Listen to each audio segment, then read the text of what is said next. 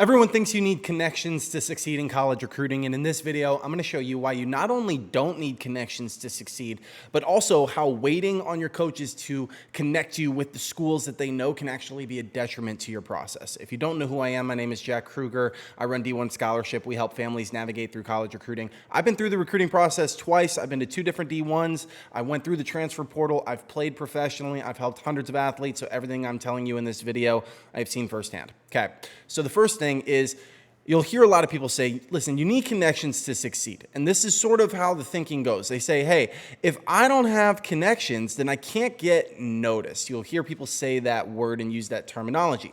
And so what do most parents think, or what do most parents do from there is they say, I know the solution. I'm going to join a travel team or a club team that is well known, that has a strong reputation, right? And hopefully that coach is going to have a bunch of connections. And then what happens is parents do this and then they say, awesome, we can sit around now. This coach is going to do everything for us. My kid's going to play well. We're going to get a lot of exposure going to showcases and camps. This coach is going to connect us with a whole bunch of schools and we're going to be good to go. The thing is, it is significantly more likely that your coach has 5 connections than 50. Okay, there's very few coaches out there who actually have a whole bunch of connections. When you've heard that connections are how you get opportunities in recruiting, it's mostly because like 30 years ago, this was true because there were only like a few travel teams that were really big.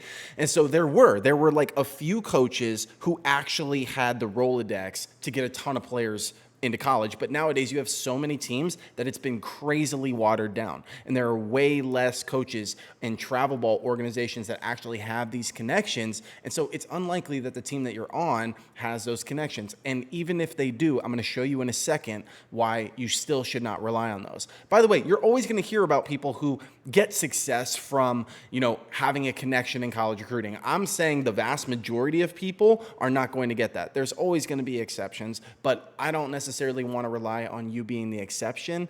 I want you to be able to determine your own recruiting success. And that's what we're going to talk about in this video. So even if your coach knows 50 coaches and has all of those connections, I'm going to show you why you still shouldn't rely on that. So let's say your coach has 50 connections. Now you need to remember that he's made the same promise that he's going to help you get to the next level, that he's going to leverage his connections for you. He's made that same promise to every other family in the organization. So it's not just to you, right? It's to lots of other families that he or she says that they're going to do this for. And so let's just run the simple math on this, right? And the simple math is, let's say you have 3 teams in your organization, which is an incredibly small organization, right? And then let's say each team has 15 players on it. Again, that's a small number. There's going to be teams that have a lot more than that. So I'm going to be super generous here and say these are still very small numbers, okay? So that means there's 45 players in the organization. So let's say he makes 10 calls for each player. That's only 20% of his connections. So we're giving him the benefit of the doubt.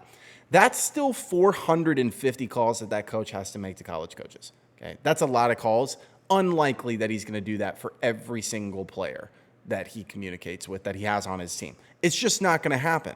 And the fact is that a lot of you are on teams that are bigger than that, right? So let's say there's 10 teams in the org and there's 15 players there. That's 150 players in the organization. 10 calls to those is 1,500 calls. There's like not even enough time in the day to make calls like that for players. And then of course you have the huge teams, right? The teams that are super connected.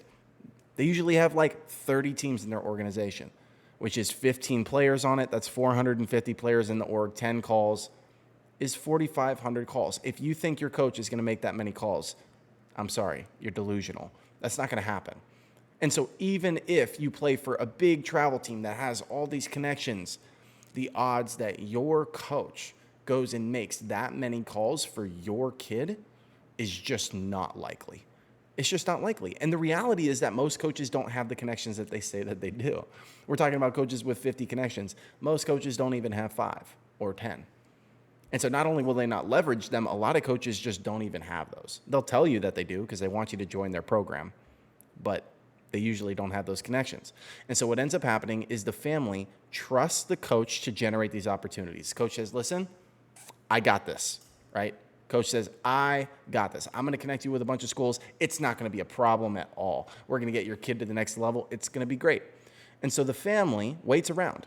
They say, okay, awesome. We don't have to worry about this anymore. Our coach has it. Our kid just has to play well, and the rest will take care of itself. And it usually doesn't. And nothing comes because of all the reasons that we just talked about. And so senior year hits, and now it's late. Hard to get to D1, hard to get anywhere. It's like crunch time. You're like, what can we get now that we're later in the process? And I've seen this so many times. This happens over and over again. We get lots of families who come to us and they're like, listen, our coach said that he had us. He didn't have us. It turned out it wasn't that way. And so I genuinely hope that your coach generates opportunities for you. I really do. That's amazing, and I hope that happens. But you also should not wait for that to happen. You cannot put your recruiting process in the hands of someone else who does not care about your success as much as you do, which is the case for your travel coach. And so what you really want to do is you want to end up in this world where both sides are working for the benefit of the player. So the coach is making some of those calls. Might not make 50 for you, but he might make 5. He might make 10. Okay, maybe he makes some calls for you. That would be great. But then also on your side, you are generating interest yourself. Both sides are bringing something to the table to get the player the most amount of interest and offers that you can.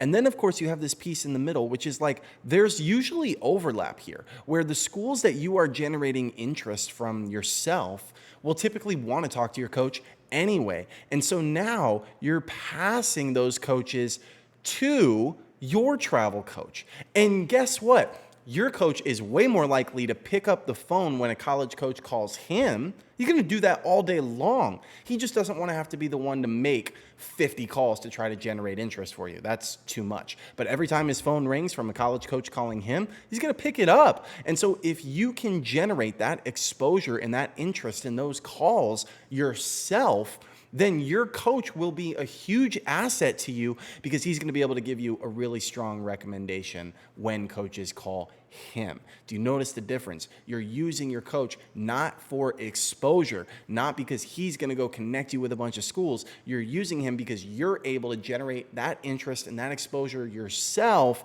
and now you're sending those coaches to your club coach, and your coach will pick up the phone all day to give you a good recommendation. And all of a sudden, you're no longer reliant upon your coach to generate interest and offers for you and opportunities. You're not sitting around on the back foot hoping that this all comes together. Hope is a terrible plan in recruiting, but instead you are taking control of your own process and you are generating interest yourself so that you're not reliant on your coach, and your coach just sort of becomes like a recommendation machine. And that's really how you're going to generate the most amount of interest and offers in the program.